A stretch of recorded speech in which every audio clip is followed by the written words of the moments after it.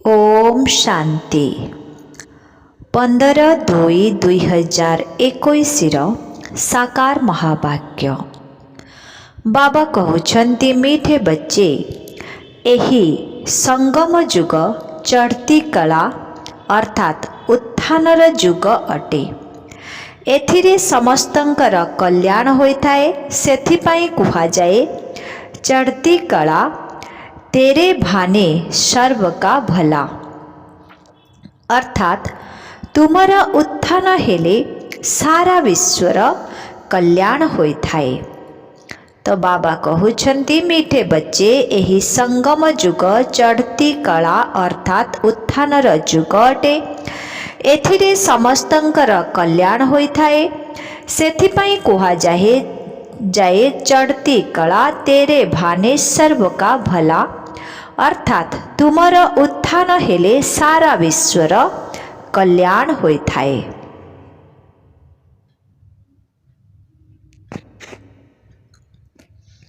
प्रश्न, बाबा समस्त ब्राह्मण पिलामानंकु काहे बहुत बहुत अभिनंदन देउछन्ति, काहेकि? बाबा समस्त ब्राह्मण पिलामानंकु बहुत बहुत अभिनंदन देउछन्ति काहेकि?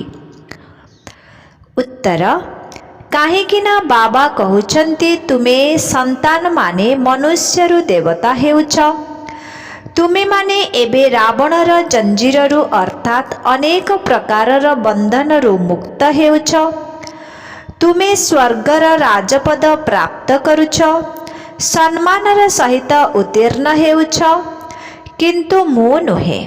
सेथिपाई बाबा तुम मानंकु बहुत बहुत अभिनंदन देउछन्ति। तुमे आत्मा माने पतंग अट, तुमर डोर मो हातरे अछि, मु तुमको स्वर्गर मालिक करुछि। गीत अछि, आखिर वह दिन आया आज। ओम शांति। एही अमर कथा किए सुनाउछन्ति? अमर कथा कुह, सत्यनारायण कथा कुह बा तिजरी कथा कुह, एहा ही तीनोटी मुख्य कथा अटे। एबे तुमे काहा सम्मुखरे बसिच एवं किए तुमको सुनाउछन्ति? सत्संगत ब्रह्मा बाबा मध्य बहुत करिछन्ति। सेठाकु तो जे केही भी जाई परिबे, कहिबे अमुक साधुंक पाखकु जाउछु बा शिवानंदंक पाखकु जाउछु। भारत रे तो अनेक सत्संग रहिछि, गली गली रे सत्संग अछि।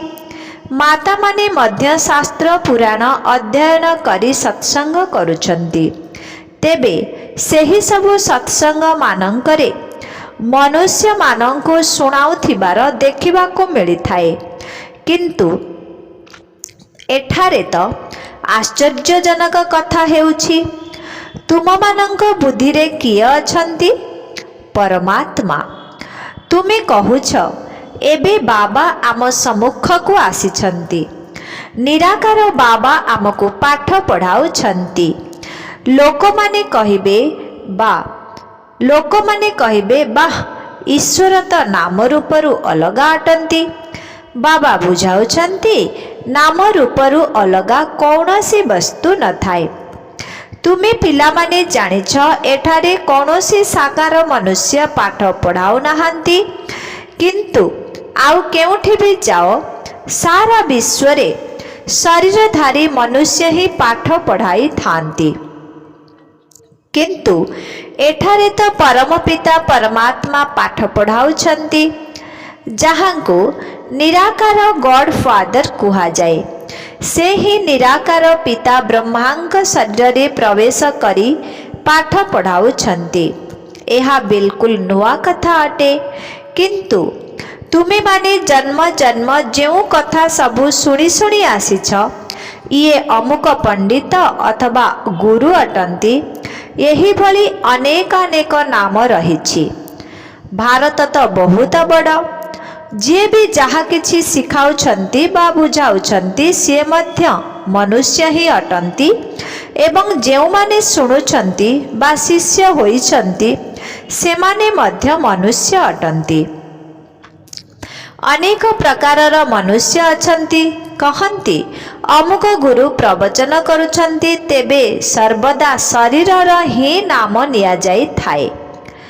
ଭକ୍ତି ମାର୍ଗରେ ମଧ୍ୟ ସେହି ନିରାକାରଙ୍କୁ ଡାକିଥାନ୍ତି, ହେ ପତିତ ପାବନ ଆସ। ସେ ହିଁ ଆସି ପିଲାମାନଙ୍କୁ ବୁଝାଉଛନ୍ତି। ତୁମେ ପିଲାମାନେ ଜାଣିଛ ଯେ ପ୍ରତିକଳ୍ପ ସାରା ଦୁନିଆ ଯେତେବେଳେ ପତିତ ହୋଇଯାଏ ସେତେବେଳେ ଏକମାତ୍ର ନିରାକାର ବାବା ହିଁ ଆସି ପାବନ କରନ୍ତି। ଏଠାରେ ତୁମେ ଯେଉଁ ସନ୍ତାନମାନେ ଅଛ, ତୁମମାନଙ୍କ ଭିତରେ ମଧ୍ୟ କେହି କେହି କଞ୍ଚା ଅର୍ଥାତ୍ ସଂଶୟ ବୁଦ୍ଧି, କେହି କେହି ପକ୍କା ଅର୍ଥାତ୍ ନିଶ୍ଚୟ ବୁଦ୍ଧି ଅଛନ୍ତି। କାହିଁକି ନା ଅଧା କଳ୍ପ ହେବ ତୁମେମାନେ ଦେହ ଅଭିମାନୀ ହୋଇ ରହି ଆସିଛ। ଏବେ ଏହି ଗୋଟିଏ ଜନ୍ମରେ ତୁମମାନଙ୍କୁ ଦେହୀ ଅଭିମାନୀ ହେବାକୁ ପଡ଼ିବ। ତୁମ ଶରୀରରେ ଥିବା ଆତ୍ମାକୁ ହିଁ ପରମାତ୍ମା ବୁଝାଉଛନ୍ତି। ଆତ୍ମା ହିଁ ସଂସ୍କାର ଧାରଣ କରିଥାଏ। ଆତ୍ମା ହିଁ ଇନ୍ଦ୍ରିୟମାନଙ୍କ ଦ୍ୱାରା କହିଥାଏ ଯେ ମୁଁ ଅମୁକ ଅଟେ। କିନ୍ତୁ ବର୍ତ୍ତମାନ ଆତ୍ମା ଅଭିମାନିତ କେହି ବି ନୁହନ୍ତି। ବାବା ବୁଝାଉଛନ୍ତି, ଏହି ଭାରତରେ ଯେଉଁମାନେ ସୂର୍ଯ୍ୟବଂଶୀ ଚନ୍ଦ୍ରବଂଶୀ କୁଳର ଥିଲେ ସେହିମାନେ ହିଁ ବର୍ତ୍ତମାନ ଏଠାକୁ ଆସି ବ୍ରାହ୍ମଣ ହେବେ, ପୁଣି ସେହିମାନେ ହିଁ ଦେବତା ହେବେ। ମନୁଷ୍ୟମାନେ ଦେହ ଅଭିମାନୀ ହୋଇ ରହିବାର ଅଭ୍ୟସ୍ତ ହୋଇଯାଇଛନ୍ତି। ଦେହୀ ଅଭିମାନୀ ହୋଇ ରହିବା ଯେପରି ଭୁଲି ଯାଇଛନ୍ତି, ସେଥିପାଇଁ ବାବା ବାରମ୍ବାର କହୁଛନ୍ତି ପିଲାମାନେ ଦେହୀ ଅଭିମାନୀ ହୁଅ। ଆତ୍ମା ହିଁ ଭିନ୍ନ ଭିନ୍ନ ଶରୀର ଧାରଣ କରି ପାଠ କରିଥାଏ। ଏସବୁ ହେଲା ତାର ଅଙ୍ଗ ପ୍ରତ୍ୟଙ୍ଗ। ବାବା ପିଲାମାନଙ୍କୁ କହୁଛନ୍ତି ମନ୍ମନା ଭବ। ବାକି କେବଳ ଗୀତା ପଢ଼ିଲେ କ'ଣ କୌଣସି ରାଜ୍ୟ ଭାଗ୍ୟ ମିଳିପାରିବ କି? ବାବା ତୁମକୁ ବର୍ତ୍ତମାନ ତ୍ରିକାଳଦର୍ଶୀ କରୁଛନ୍ତି। ଦେଖ, ଏଥିରେ ରାତି ଦିନର ଫରକ ରହିଛି। ବାବା ବୁଝାଉଛନ୍ତି, ମୁଁ ତୁମକୁ ରାଜଯୋଗ ଶିଖାଉଛି। ଶ୍ରୀକୃଷ୍ଣ ତ ସତ୍ୟ ଯୁଗର ରାଜକୁମାର ଥିଲେ। ଯେଉଁମାନେ ସୂର୍ଯ୍ୟବଂଶୀ ଦେବୀ ଦେବତା ଥିଲେ ସେମାନଙ୍କ ଭିତରେ କୌଣସି ଜ୍ଞାନ ନଥିଲା। ଏହି ଜ୍ଞାନ ତ ପ୍ରାୟ ଲୋପ ହୋଇଯିବ। ଏହି ଜ୍ଞାନ ତ କେବଳ ସଦ୍ଗତି ପାଇଁ ହିଁ ଉଦ୍ଦିଷ୍ଟ। ସତ୍ୟ ଯୁଗରେ ତ କେହି ବି ଦୁର୍ଗତିରେ ନଥାନ୍ତି। ତାହା ତ ସତ୍ୟ ଯୁଗ। ଏବେ କଳିଯୁଗ। ଭାରତରେ ପ୍ରଥମେ ସୂର୍ଯ୍ୟବଂଶୀ ମାନେ 8 ଜନ୍ମ ନେଇଥାନ୍ତି, ପୁଣି ଚନ୍ଦ୍ରବଂଶୀ ମାନେ 12 ଜନ୍ମ ନେଇଥାନ୍ତି। ବର୍ତ୍ତମାନ ଏହି ଗୋଟିଏ ଜନ୍ମ ତୁମର ସବୁଠାରୁ ଉତ୍ତମ ଜନ୍ମ ଅଟେ। ତୁମେମାନେ ହେଲ ପ୍ରଜାପିତା ବ୍ରହ୍ମା ମୁଖ ବଂଶାବଳୀ। ଏହା ହେଲା ସର୍ବୋତ୍ତମ ଧର୍ମ। ଦେବତା ଧର୍ମକୁ ସର୍ବୋତ୍ତମ ଧର୍ମ କୁହାଯିବ ନାହିଁ। ବ୍ରାହ୍ମଣ ଧର୍ମ ସବୁଠାରୁ ଶ୍ରେଷ୍ଠ ଧର୍ମ। ଦେବତା ମାନେ ତ କେବଳ ପ୍ରାରବ୍ଧ ଭୋଗ କରିଥାନ୍ତି। ଆଜିକାଲି ଅନେକ ସମାଜସେବୀ ଅଛନ୍ତି, କିନ୍ତୁ ତୁମମାନଙ୍କର ହେଲା ଆତ୍ମିକ ସେବା, ସେମାନଙ୍କର ଶାରୀରିକ ସେବା। ଏହି ସେବା କଳ୍ପରେ ଥରେ ମାତ୍ର ହୋଇଥାଏ। ପୂର୍ବ କାଳରେ ଏହିସବୁ ସମାଜସେବୀମାନେ ନଥିଲେ। ରାଜା ରାଣୀମାନେ ରାଜ୍ୟ ଚଳାଉଥିଲେ। ସତ୍ୟ ଯୁଗରେ ଦେବୀ ଦେବତାମାନେ ଥିଲେ। ତୁମେ ହିଁ ପୂଜ୍ୟ ଥିଲ, ପୁଣି ପୂଜାରୀ ହେଲ। ଲକ୍ଷ୍ମୀ ନାରାୟଣ ଦ୍ୱାପର ଯୁଗରେ ଯେତେବେଳେ ବାମ ମାର୍ଗକୁ ଚାଲିଯାଆନ୍ତି ସେତେବେଳେ ମନ୍ଦିର ତିଆରି କରନ୍ତି। ପ୍ରଥମେ ଶିବଙ୍କର ମନ୍ଦିର ତିଆରି କରନ୍ତି। ସିଏ ହିଁ ହେଉଛନ୍ତି ସମସ୍ତଙ୍କର ସଦ୍ଗତି ଦାତା।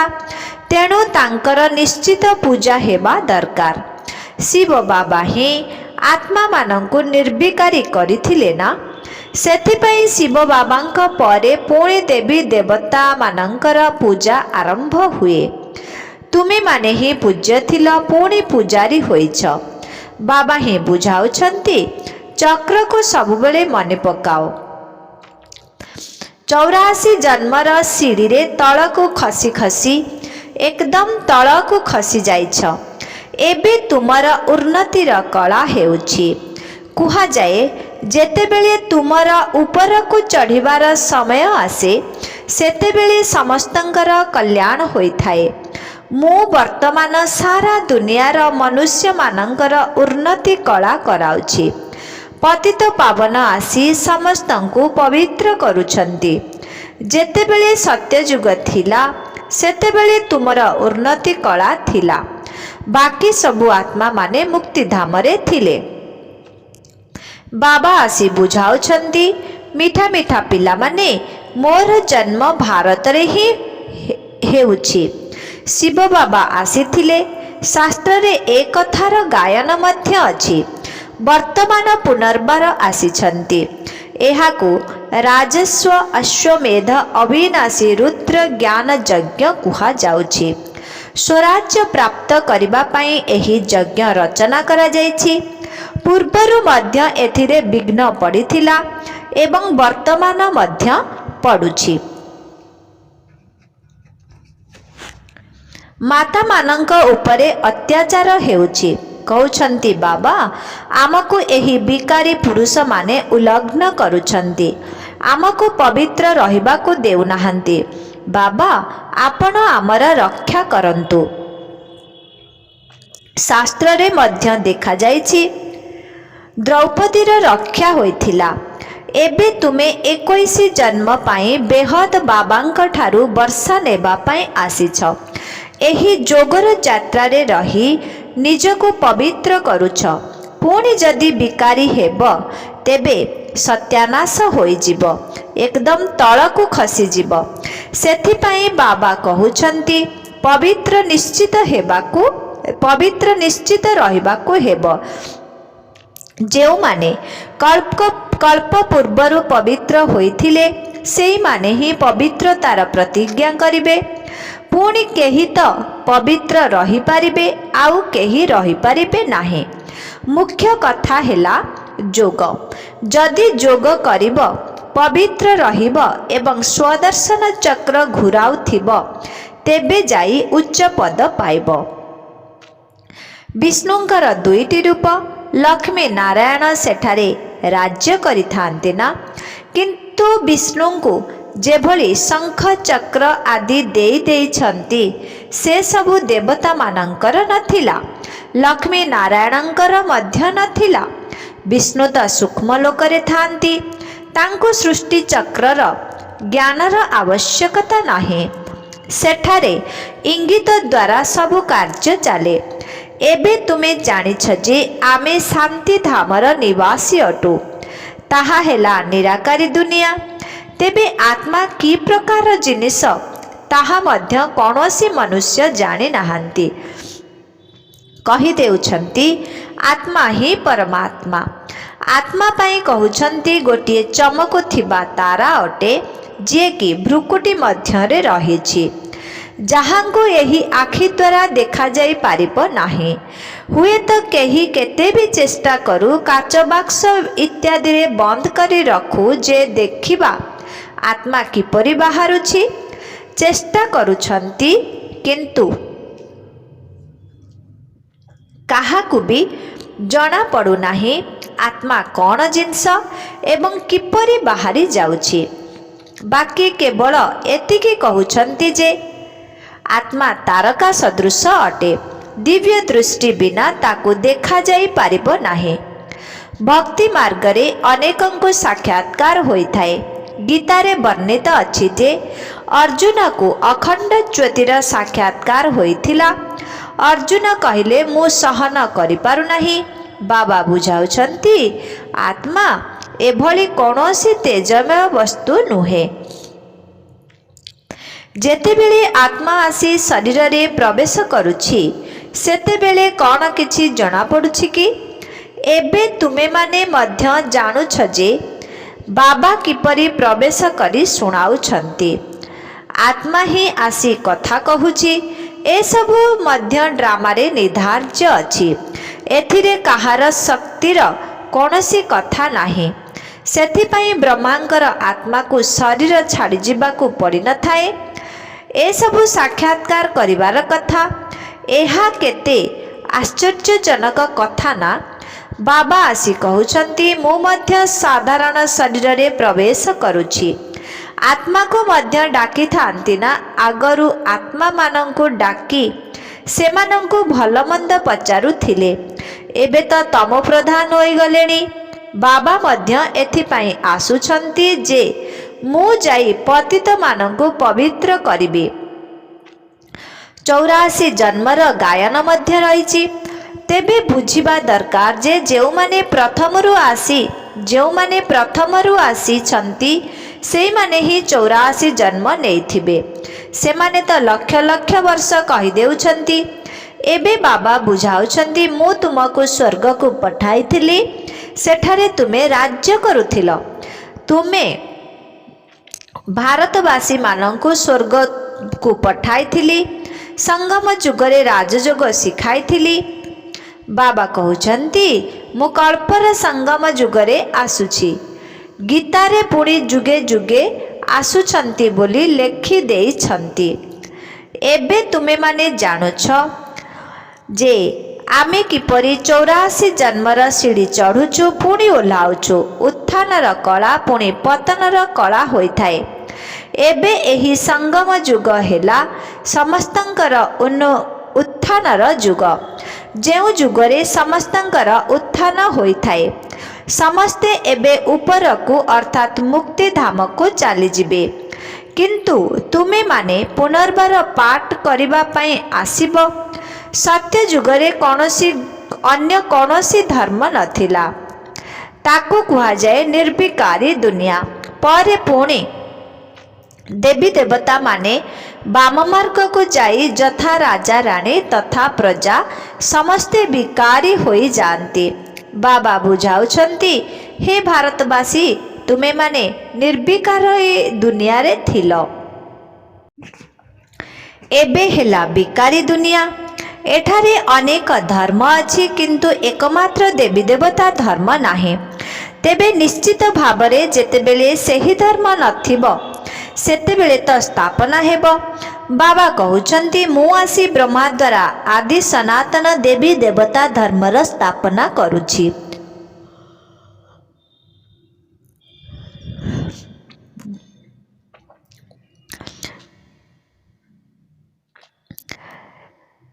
ତେବେ ସ୍ଥାପନା ତ ଏହିଠାରେ ହିଁ କରିବେ ନା, ସୂକ୍ଷ୍ମ ଲୋକରେ ତ କରିବେ ନାହିଁ। ଲେଖାଯାଇଛି ଯେ ବ୍ରହ୍ମାଙ୍କ ଦ୍ୱାରା ଆଦି ସନାତନ ଦେବୀ ଦେବତା ଧର୍ମର ରଚନା କରାଯାଉଛି। କିନ୍ତୁ ବର୍ତ୍ତମାନ ତ ସେମାନଙ୍କୁ ପବିତ୍ର କୁହାଯିବ ନାହିଁ। ସେମାନେ ପୁରୁଷାର୍ଥ କରି ପବିତ୍ର ହେଉଛନ୍ତି। ସେଥିପାଇଁ ସମୟ ତ ଲାଗିବ ନା।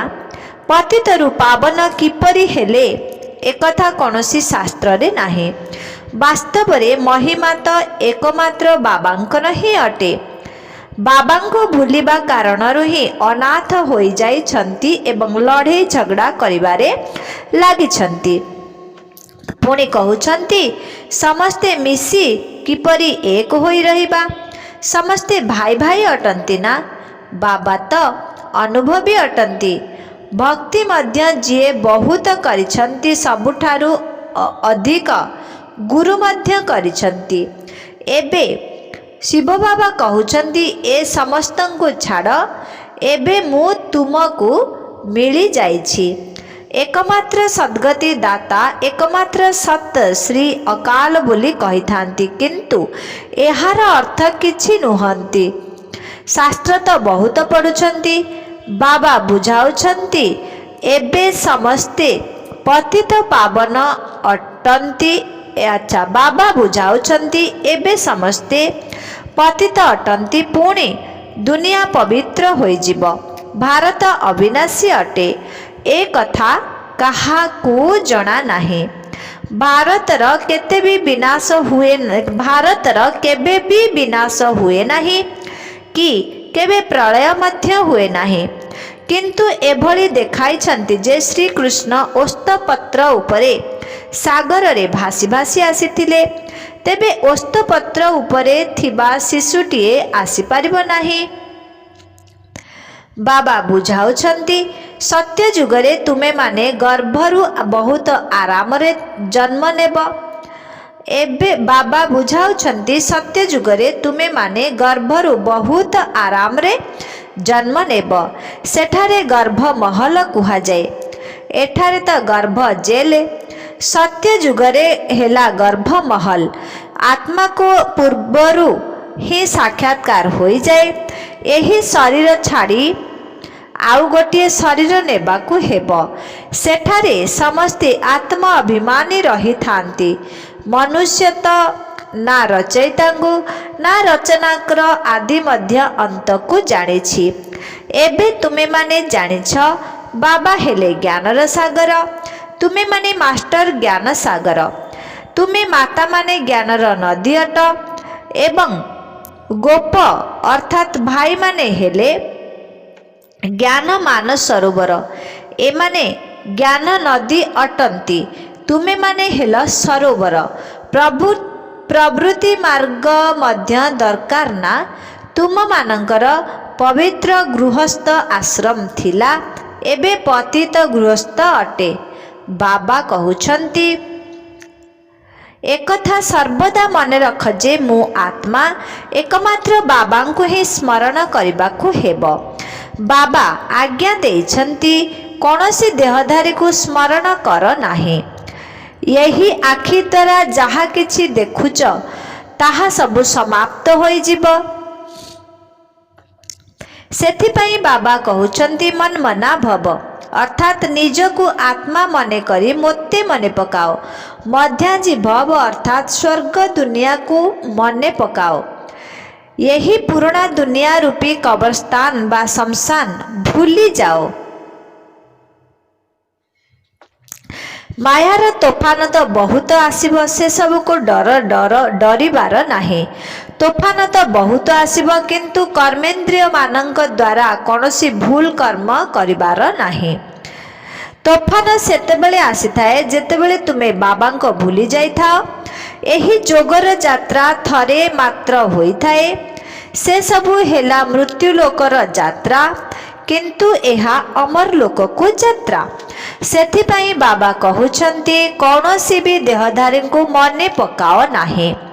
ପିଲାମାନେ ଶିବ ଜୟନ୍ତୀ ଉପଲକ୍ଷେ କେତେ ଅଭିନନ୍ଦନ ବାର୍ତ୍ତା ପଠାଉଛନ୍ତି।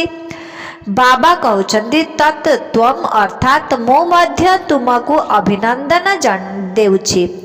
ତୁମେ ପିଲାମାନଙ୍କୁ ମଧ୍ୟ ବାବାଙ୍କ ଅଭିନନ୍ଦନ ଦେଉଛନ୍ତି। ବାସ୍ତବରେ ତୁମମାନଙ୍କୁ ହିଁ ଅଭିନନ୍ଦନ ମିଳିବା ଉଚିତ, କାରଣ ମନୁଷ୍ୟରୁ ଦେବତା ତୁମେମାନେ ହିଁ ହେଉଛ। ତେବେ ଯେଉଁ ସମ୍ମାନର ସହିତ ଉତ୍ତୀର୍ଣ୍ଣ ହେବେ ସେମାନଙ୍କୁ ଅଧିକ ନମ୍ବର ଏବଂ ଭଲ ପଦ ମିଳିବ।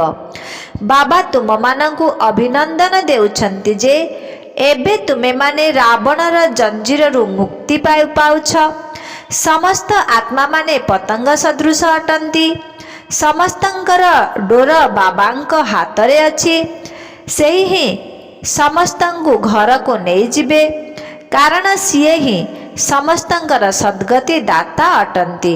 କିନ୍ତୁ ତୁମେମାନେ ସ୍ୱର୍ଗର ରାଜପଦ ପାଇବା ପାଇଁ ପୁରୁଷାର୍ଥ କରୁଛ। ଆଚ୍ଛା, ଓମ୍ ଶାନ୍ତି।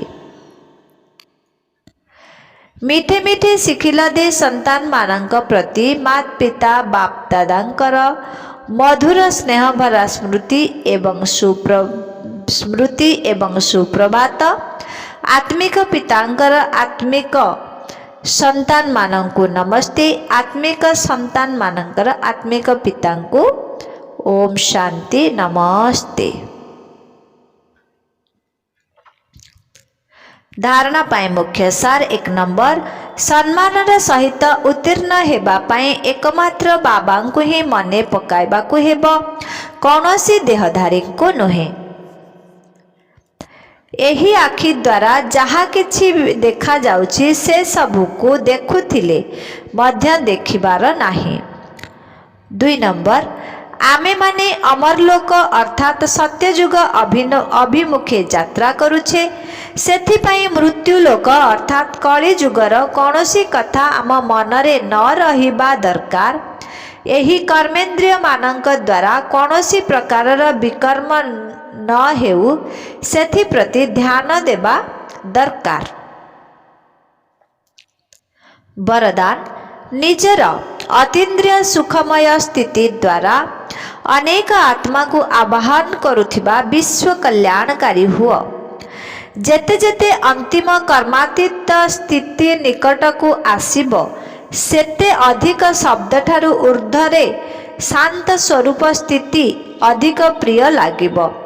एही स्थिति रे ही सर्वदा अतीन्द्रिय सुखर अनुभूति हेबो एवं सेही अतीन्द्रिय सुखमय स्थिति द्वारा अनेक आत्मा को सहजरे आवाहन करी अनेक आत्मा को सहजरे आवाहन करि पारिबे।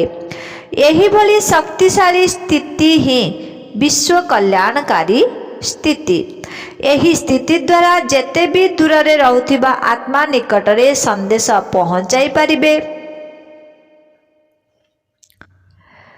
एही स्थिति द्वारा जेते भी दूर रे रहुथिबा आत्मा निकटरे संदेश पहुंचाई पारिबो। अच्छा स्लोगन प्रत्येकंकर विशेषता को स्मृति रे रखी सेमानंकर विश्वस्त हुआ तेबे संगठन एकमत होइजिबो। स्लोगन प्रत्येकंकर विशेषता को स्मृति रे रखी सेमानंकर विश्वस्त हुआ तेबे संगठन एकमत होइजिबो। अच्छा ओम शांति।